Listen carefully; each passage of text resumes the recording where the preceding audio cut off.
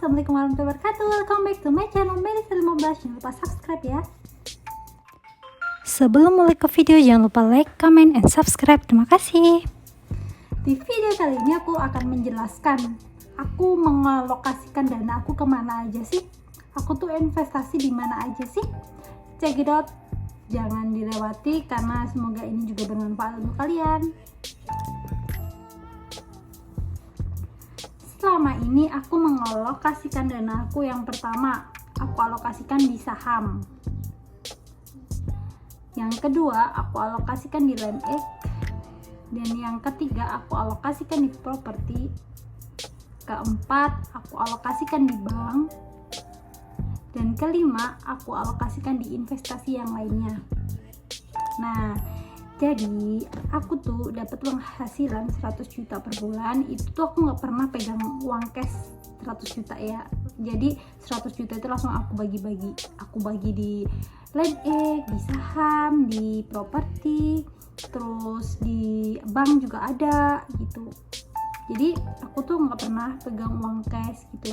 Jadi kalau aku ada dana itu kayak gimana caranya uang ini bisa jadi tambah lagi gitu, daripada kita diemin kan sayang. Jadi cara aku tuh seperti itu. Nah, sekarang aku ngomongin keuntungan dan kekurangannya.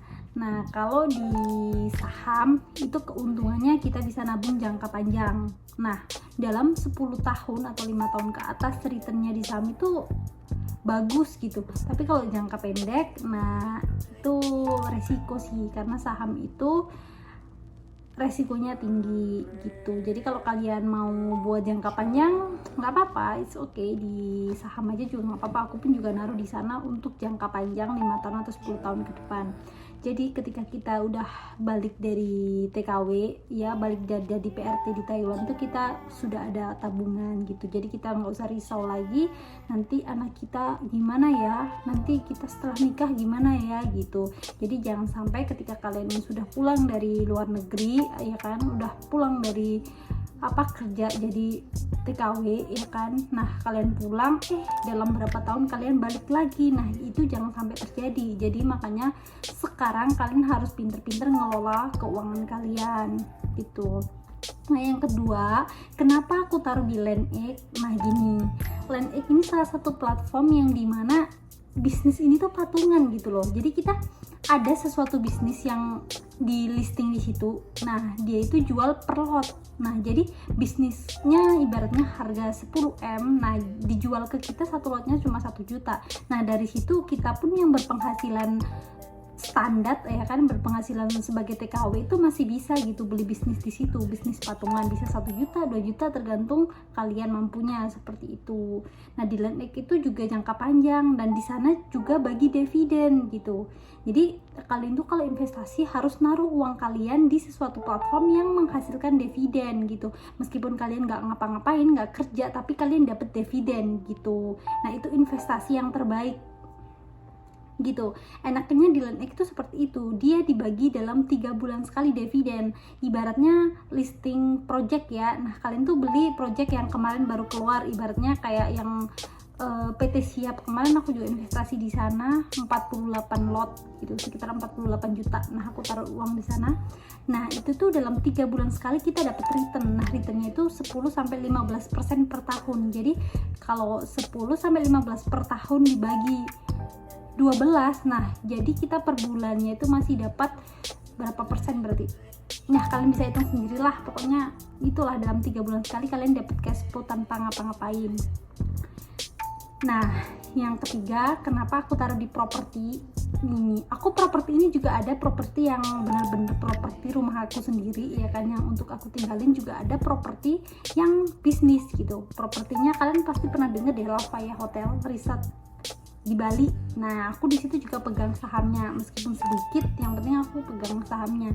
Nah kalau di sana itu kita beli, ibaratnya di sana kayak ada kayak hotel gitu, kayak apartemen gitu, tapi kita itu belinya per lot gitu, sama sekitar satu lot itu 33 juta. Nah aku punya satu lot di sana, hanya satu lot, masih nambah tapi nanti deh gitu. Jadi keuntungannya di sana itu kita hak milik selama 50 tahun. Nah, jadi kalau kita nggak meninggalin dalam 1 tahun itu, kita dijatah 1 kali tinggal di situ. Nah, kalau 1 tahun sekali ditinggal di situ, 1 tahun itu kita kontrakan ke orang, itu kurang lebih kita dapat 5 juta 1 tahun gitu. Nah, kalau 50 tahun berarti kalian tinggal ngalihin aja. Sedangkan kita pertama cuma modal 33 juta gitu.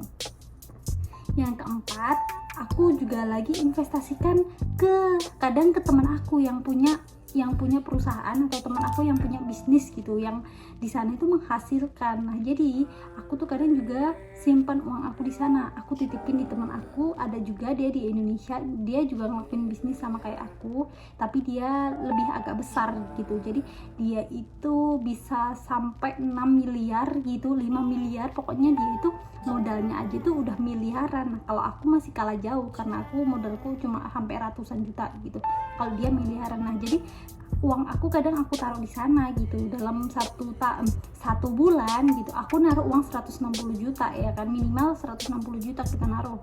Nah, bulan depannya itu uang kita menjadi 180 juta. Nah, daripada uang kita nganggur ya kan, didiemin di bank, kita nggak dapet hal seperti itu, nggak dapet return yang seperti itu gitu. Jadi aku dalam 160 juta nambah 20 juta, lumayan kan. Jadi uang kita itu bertambah, bukan semakin berkurang.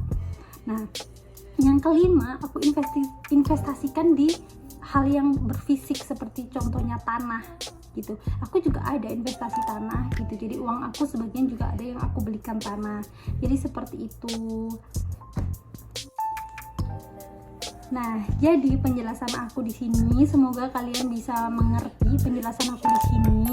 Jadi kalian juga bisa ngerti, oh gitu ya, harusnya uang itu daripada diem, kita putarkan ke sesuatu yang bisa ngasilin cash flow, dividen, tanpa kita bekerja atau tanpa kita terjun di dalamnya gitu.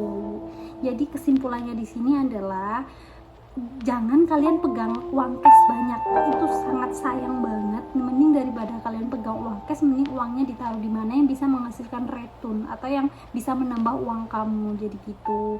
Nah, karena orang kaya, orang terkaya semuanya itu dia nggak pernah pegang uang cash, dia pegang uang cash hanya untuk dana darurat saja gitu. Untuk selebihnya mereka pasti akan taruh di sesuatu perusahaan yang bisa menghasilkan return tanpa dia bekerja gitu. Jadi lebih baik kita mempunyai pemasukan lebih dari satu daripada kita cuma mempunyai pemasukan dari satu saja. Nah, semoga video ini bermanfaat untuk kalian, dan semoga pikiran kalian juga terbuka. Dari sini kalian juga bisa mikir, oh aku harus bertindak seperti ini, kayak begitu. Semoga ini bermanfaat untuk para TKW atau para pahlawan devisa di luar sana, supaya jika pulang kita sudah mempunyai pemasukan dari bisnis-bisnis yang kita tanam mulai sekarang. Oke, see you next time. Semoga bermanfaat. Assalamualaikum warahmatullahi wabarakatuh. Bye bye.